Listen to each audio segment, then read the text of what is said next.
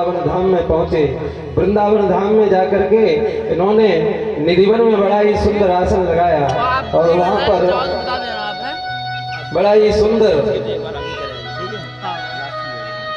भजन करने के लिए तत्पर हुए। एक बात याद आ जाती है, बोले नारद जी मिले। नारद जी ने सच्चा शिष्य जान करके ध्रुव जी महाराज को बड़ा ही सुंदर उपदेश दिया और एक मंत्र दिया, ओम नमो भगवते वासुदेवाय। लेकिन आजकल के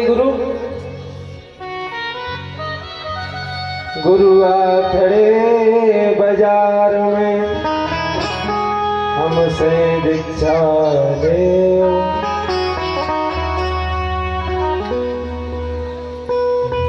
गुरु आ खड़े बाजार में हमसे दीक्षा ले और स्वर्ग पढ़ो या नरक में हमें दक्षिणा दे। बोले तुम चाहे स्वर्ग में जाओ और चाहे नरक में जाओ, लेकिन हमें दक्षिणा दो और बात खत्म।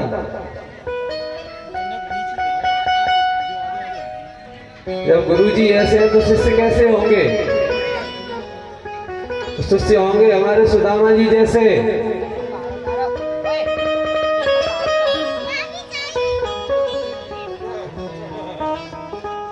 गुरु के जगाने से खड़े होते आलस में। आज के शिष्यों की परंपरा क्या है? गुरु के जगाने से खड़े होते आलस में, सेवा के समय को सोच को जाते हैं। बोले गुरुजी जगाते हैं तब तो ये खड़े होते हैं, और जब गुरुजी की सेवा का समय होता है तो कहते हैं गुरुदेव भगवान अभी आ रहे, थोड़ा पेट गड़बड़ कर रहा है। और 4 बार कहने पर काम करें अंट संट, और अगर कोई रोक दे तो उससे लड़ जाते हैं। बार बार रोको लेकिन नहीं मानते, काम उल्टे ही सीधे करेंगे, और यदि कोई रोके तो उससे लड़ाई और मोल ले लेते हैं। बोले तुम होते कौन हो उनको रोकने वाले? ज्यादा चतुर हो क्या? स्वयं गुड़ दूध लेकर गुरुजी से पहले खाते, और अकड़ते रहते पहले गुरु से सो जाते हैं। गुरुजी तो बैठे बैठे इंतजार कर रहे हैं कि चेला आ रहा होगा बढ़िया गुड़ और दूध लेकर के, तो पता चला कि चेले ने गुरुजी से पहले ही गुड़ और दूध लिया, खाया पिया, और तब गुरुजी के लिए लेकर के पहुंचा। और गुरुजी के सोने से पहले ही खुद सो जाते हैं। आजकल के शिष्य की यह परंपरा है। एक और बात याद आ जाती है, ये गुरुजी ने अपने एक शिष्य को 20 रुपए दिए। आज गुरुजी के मन में बड़ी इच्छा है कि रसगुल्ले खाएं, तो गुरुजी ने शिष्य को 20 रुपए दे दिए। अब शिष्य जो है रसगुल्ले लेने के लिए चला, मिठाई वाले की दुकान पर पहुंचा, कहा भैया रसगुल्ले दे दो। कितने के? उन्होंने कहा 20 रुपए के दे दो। 20 रुपए को उसने 4 रसगुल्ले दे दिए। 4 रसगुल्लों को उसने दोने में रखा, ऊपर से एक दोने से उसको ढक दिया, और ढक करके चेला गुरुजी के लिए रसगुल्ले लेकर के चल दिया।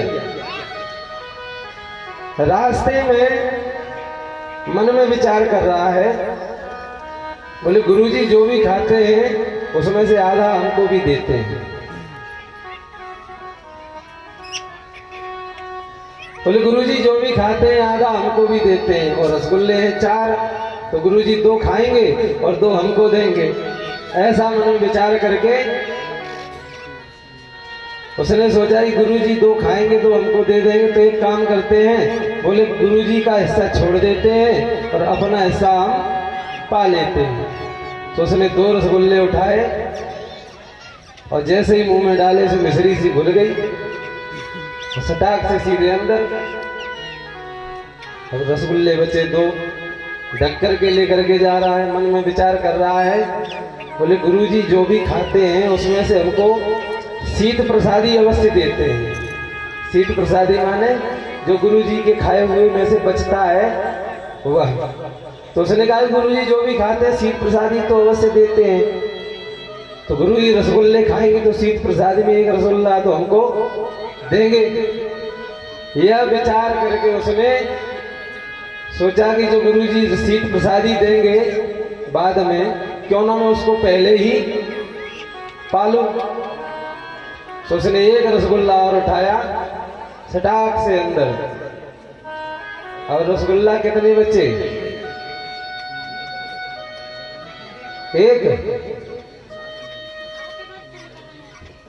एक रसगुल्ले को उसने दोने से ढका और ढक करके लेकर के पहुंचा गुरुजी के पास। गुरुजी से बोला गुरुजी ये हम रसगुल्ले लाए हैं। गुरुजी ने कहा बहुत अच्छी बात है, लाओ बेटा। और जैसे ही वो दोनों को हटाया ऊपर वाले को, गुरुजी ने देखा इसमें तो एक रसगुल्ला है। गुरुजी कहते मूर्ख, इसमें तो एक ही रसगुल्ला है और तू कहता है कि रसगुल्ले, बहुवचन में बात करता है। ये बता 20 रुपए का एक ही रसगुल्ला दिया? नहीं गुरुजी दिए तो 4 थे। तो क्या हुआ? बोला हमने सोचा कि आप जो खाते हो आधा हमको खिलाते हो। तो अच्छा 2 तूने खा लिए?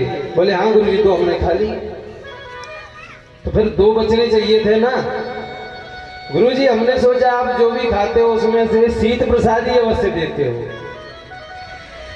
तो ऐसा सोच करके हमने एक रसगुल्ला और खा लिया। गुरुजी को बेचारे को क्रोध आ गया। क्रोध में डंडा उठाया और डंडा उठा करके अब ये स्थिति हो गई गुरुजी की, एक हाथ में रसगुल्ला एक हाथ में डंडा। तो शिष्य परंपरा जो आज की है वह यह है।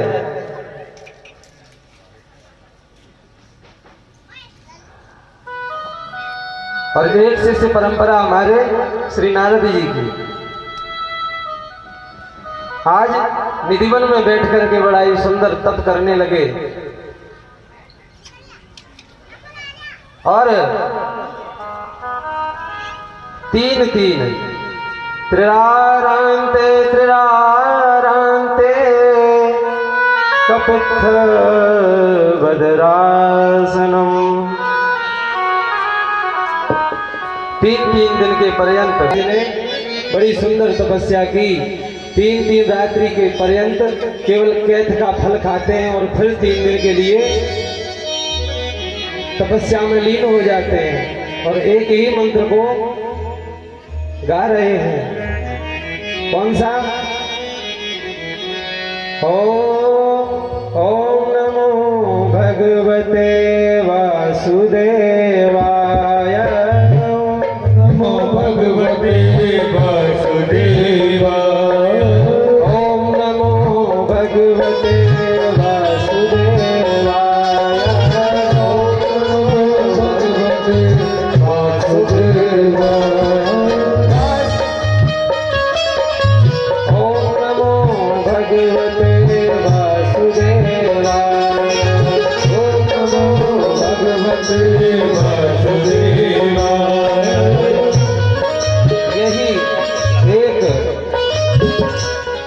यही एक मंत्र का उच्चारण कर रहे हैं।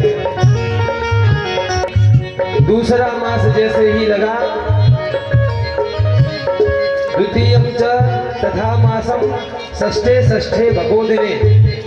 दूसरे मास में 6 रात्रि के पर्यंत सूखे पत्ते खाते हैं और एक ही मंत्र का उच्चारण करते हैं। ओम नमो भगवते वासुदेवाय। ओम नमो भगवते वासुदेवाय। वासुदेवाय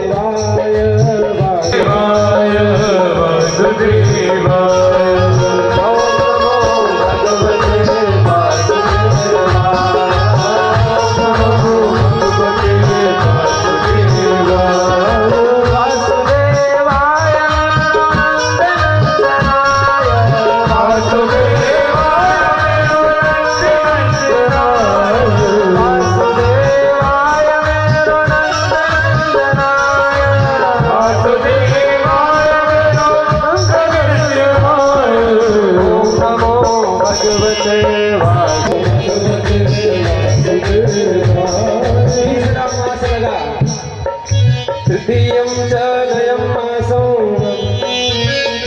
नवमे हनि। नौनों रात्रि के पर्यंत केवल जल पीते हैं।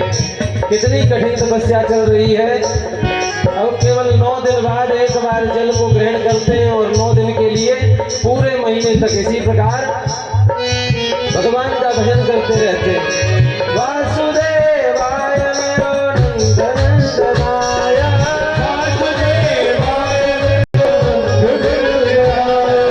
वासुदेवाय मेरो नंदनंदनाय,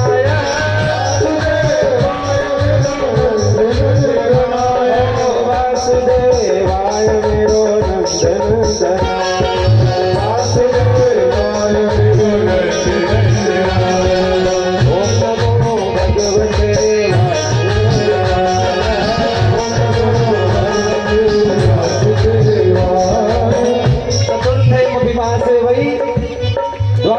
द्वादशे हरि। अब 12 रात के पर्यंत केवल वायु का आहार करते हैं और एक ही मंत्र का जाप करते हैं। ओम नमो भगवते वासुदेवाय, ओम नमो भगवते वासुदेवाय, ओम नमो भगवते वासुदेवाय, ओम नमो भगवते वासुदेवाय। वासुदेवाय मेरो नंदनंदनाय, वासुदेवाय मेरो नंदनंदनाय, वासुदेवाय मेरो नंदनंदनाय, वासुदेवाय मेरो नंदनंदनाय, वासुदेवाय मेरो नंदनंदनाय, वासुदेवाय मेरो नंदनंदनाय, वासुदेवाय मेरो नंदनंदनाय, वासुदेवाय मेरो नंदनंदनाय।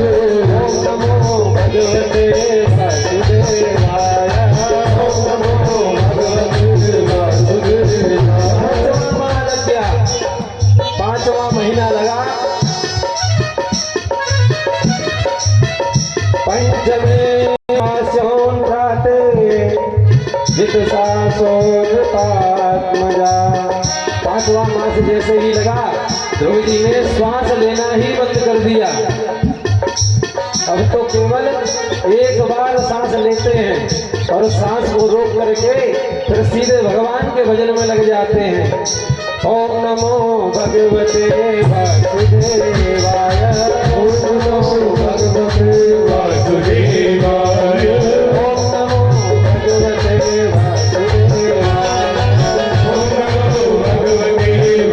वासुदेवाय। वासुदेवाय मेरो नंदनंदनाय, वासुदेवाय मेरो नंदनंदनाय, वासुदेवाय मेरो नंदनंदनाय,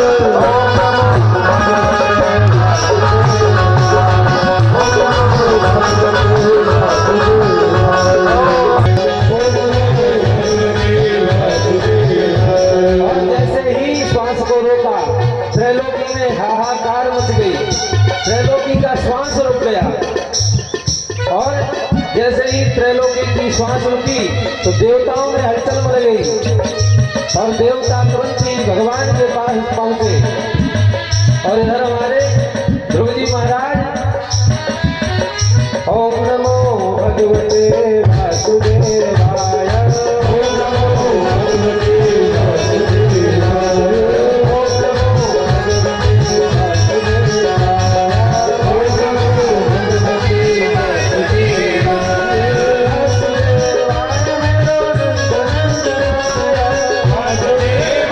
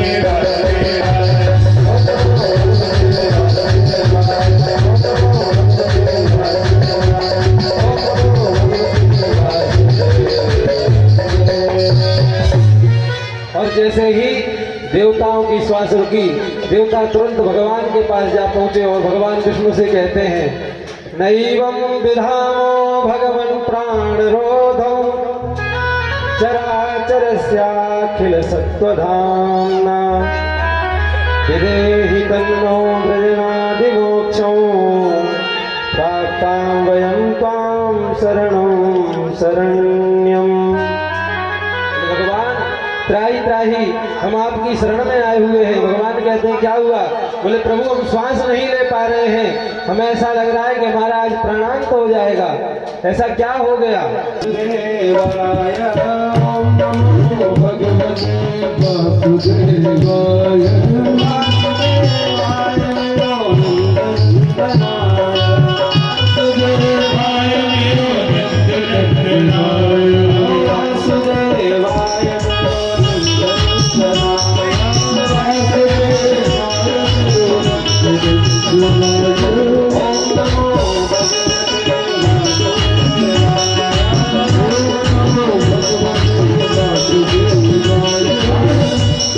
इसी प्रकार से जो जाप कर रहे हैं तो भगवान ने कहा क्या हो गया? तो इतना लीन हो गया मेरा भक्त। तुरंत ही भगवान ने आंखें बंद करके देखा तो क्या देखते हैं कि मैं तो बाहर खड़ा हुआ हूँ और इसने तो अपने हृदय के अंदर ही मुझे न जाने कब से जगह दे रखी।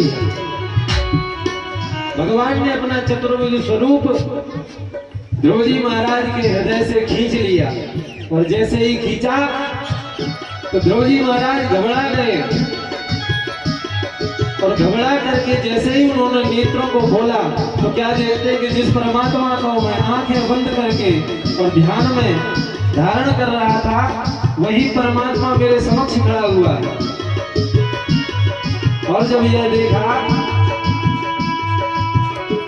तो देखकर नेत्रों से आंसू की धारा प्रवाहित होने लगी।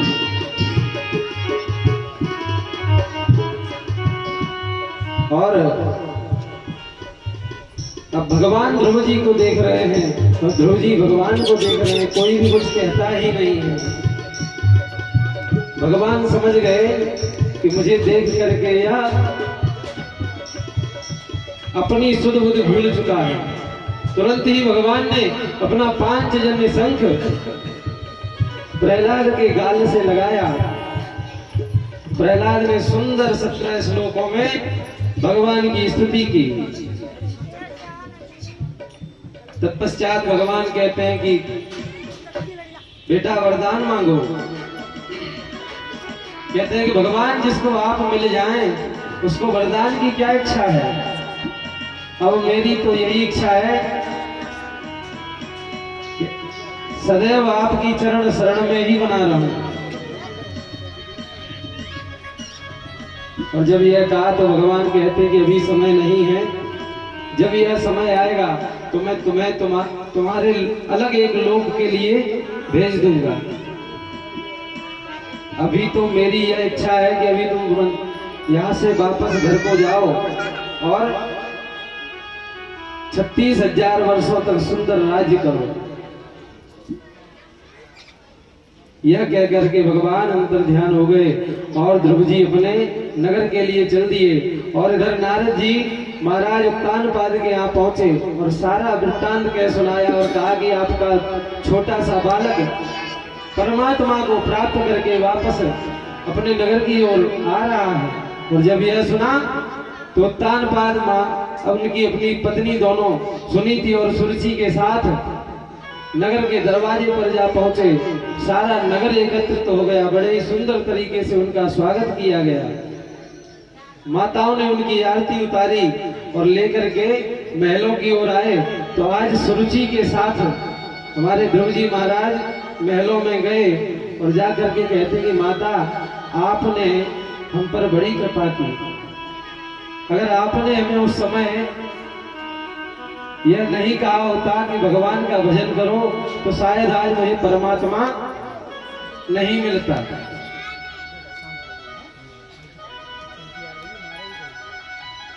इस प्रकार से नाना प्रकार से वार्तालाप हुआ और आगे चलकर महाराज उत्तानपाद ने ध्रुव जी को राजा बनाया और तपस्या के लिए वन को चले गए।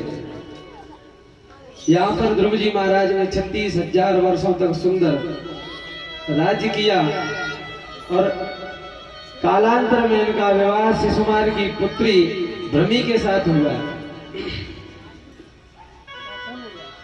एक बार इनके भाई उत्तम शिकार के लिए गए और शिकार के लिए कुबेर के बगीचे में जा पहुंचे। वहां पर यक्षों ने इनको उस सुंदर बगीचे में जो यक्ष रहते थे उन्होंने इनका वध कर दिया।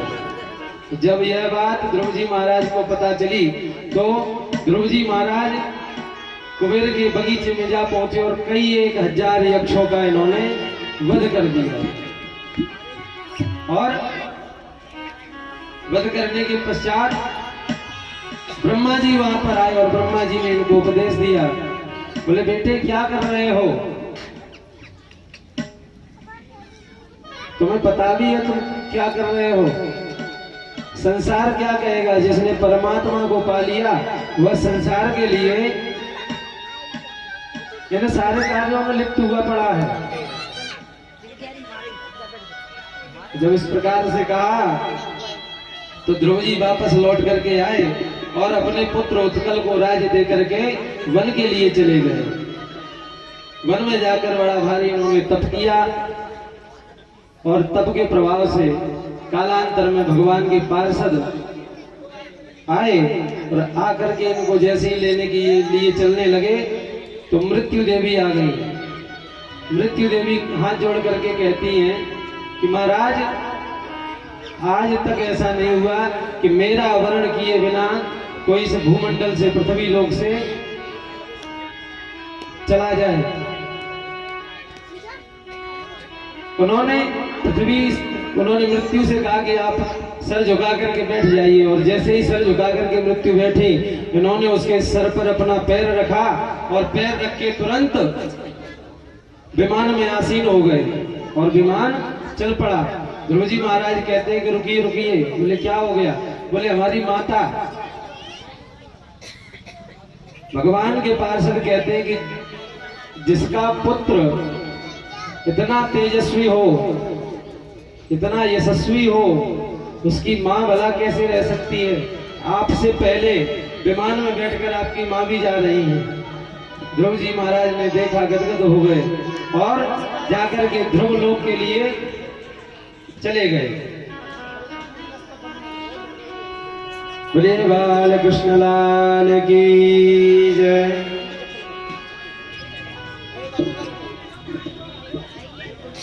आगे चलकर इनके पुत्र उत्कल ने वत्सर को राज्य दिया और अपने पुत्र वत्सर को राजा बना करके यह भी वन में तपस्या के लिए चले गए। और आगे इसी वंश में वैन हुए और वैन के शरीर का जब मंथन किया गया तो महाराज पृथु का प्रादुर्भाव हुआ और यही पृथु भगवान के 9वें अवतार थे। बोलिए पृथु भगवान की जय।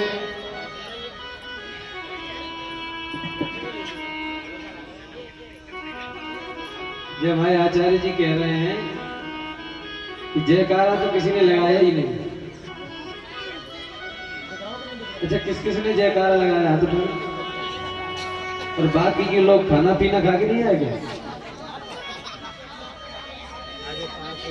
पीछे वालों में किसी ने नहीं लगाया जयकारा। एक दादाजी तो कह रहे हैं नहीं हमने नहीं लगाया।